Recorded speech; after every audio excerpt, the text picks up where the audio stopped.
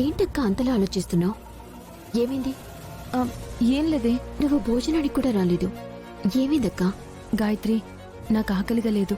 అంతే కదక్కా? ఇంకేం లేదు కదా? అంతేనే. కాదక్కా, అదే అయితే నువ్వు అలా ఉండవు. అసలేమైంది?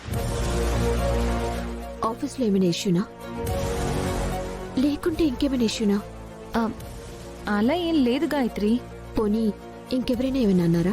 గాయత్రి, నాకేం కాలేదు, అంతా బానే ఉంది. అమ్మ గురించే నా దిగులంతా. అమ్మ విషయం నీ దగ్గర దాయాల్సి వచ్చింది. అసలు అమ్మ ఎక్కడుందో తెలియట్లేదు.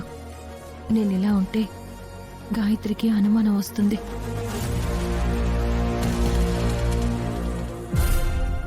ఏం లేదు గాయత్రి, బాలాగారికి నేను షాక్ ట్రీట్మెంట్ ఇప్పించినప్పుడు ఆ రోజు హై వోల్టేజ్ ఒక్కసారిగా ఎలా వచ్చిందో అర్థం కావట్లేదే. ఆ రోజు అక్కడ చేసే రెగ్యులర్ వార్డ్ బాయ్ కూడా రాలేదంట. అతను నాకు బయట ఎదురుపడ్డాడు. అతను లేనప్పుడే ఇలా జరిగింది. అవునా? అంటే ఇందులో కుట్ర కనిపిస్తుందక్కా.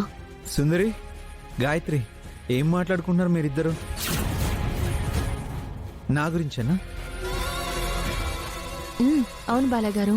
అక్క, ఏది ఏమైనా నువ్వు ఆ షాక్ ట్రీట్మెంట్ చేయించడం వల్ల బావగారిలో మార్పుని చూసాం. కానీ నువ్వు మాత్రం ఆ ట్రీట్మెంట్ అస్సలు ఆపద్దు. ఆ ట్రీట్మెంటా? అవును. బావగారిని ఒకసారి తీసుకువెళ్ళి మరోసారి షాక్ ట్రీట్మెంట్ చేయిస్తే బావగారు మళ్ళీ మారతారని నాకు అనిపిస్తుందక్క.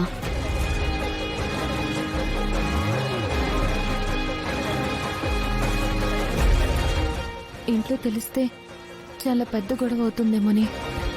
అక్క, బావగారిని ఇంట్లో వాళ్ళకి తెలియకుండా రేపే తీసుకెళ్దాం. రేపేనా? అవును బావగారు. అయితే నేను ఈ విషయం ఎవరికీ చెప్పను. సుందరి, మనం వెళ్దాం. సరే బావగారు, మనం రేపు హాస్పిటల్కి వెళ్తున్న విషయం ఎవ్వరికీ తెలియకూడదు. ఇది గుర్తుపెట్టుకోండి.